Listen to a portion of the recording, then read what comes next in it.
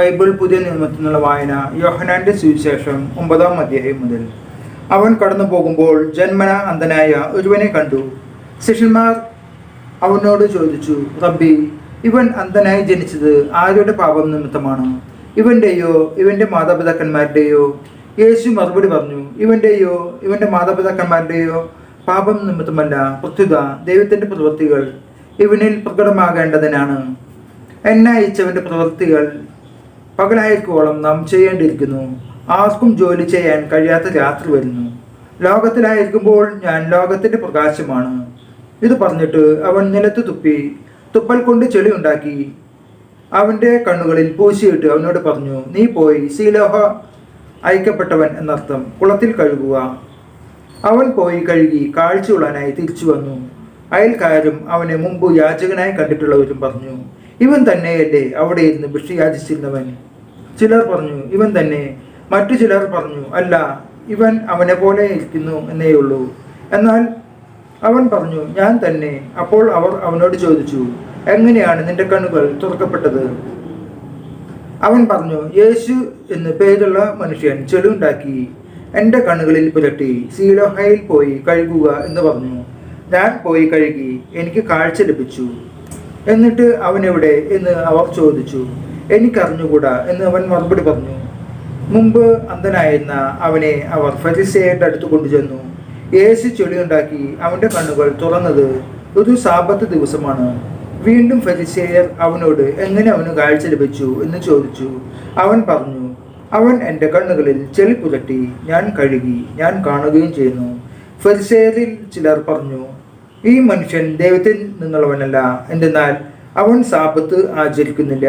എന്നാൽ മറ്റുള്ളവർ പറഞ്ഞു, പാപിയായ ഒരു മനുഷ്യന് എങ്ങനെ ഇത്തരം അടയാളങ്ങൾ പ്രവർത്തിക്കാൻ കഴിയും?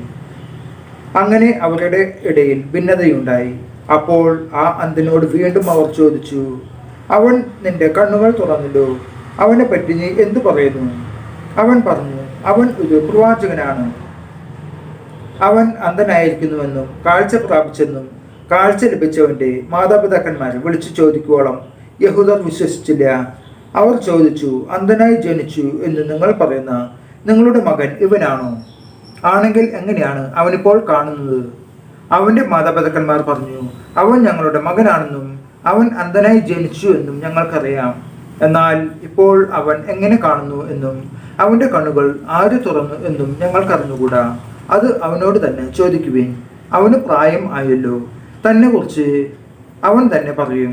അവൻ്റെ മാതാപിതാക്കന്മാർ ഇങ്ങനെ പറഞ്ഞത് യഹൂദരെ ഭയന്നിട്ടാണ്. കാരണം യേശുവിനെ ക്രിസ്തു എന്ന് ആരെങ്കിലും പരസ്യമായി ഏറ്റു പറഞ്ഞാൽ അവനെ സിനഗോഗിൽ നിന്ന് പുറത്താക്കാമെന്ന് യഹൂദർ തീരുമാനിച്ചിരുന്നു.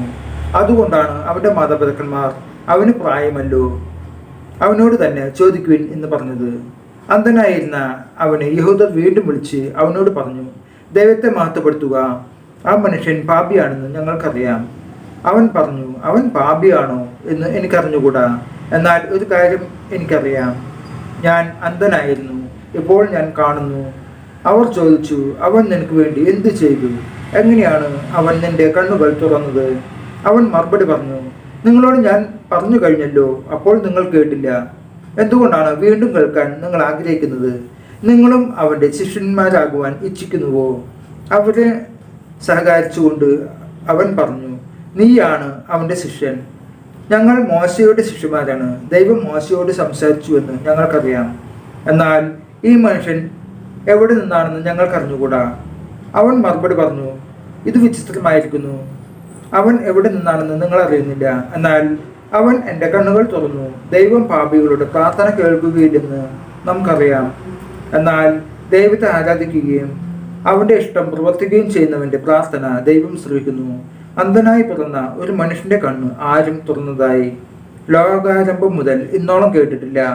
ഈ മനുഷ്യൻ ദൈവത്തിൽ നിന്നുള്ളവനല്ലെങ്കിൽ ഒന്നും ചെയ്യാൻ അവന് കഴിയുമായിരുന്നില്ല. അപ്പോൾ അവർ പറഞ്ഞു, തികച്ചും പാപത്തിൽ പിറന്ന നീ ഞങ്ങളെ പഠിപ്പിക്കുന്നുവോ? അവർ അവനെ പുറത്താക്കി. നമ്മുടെ കർത്താവായ യേശു മിശിഹായ്ക്ക് സ്തുതി.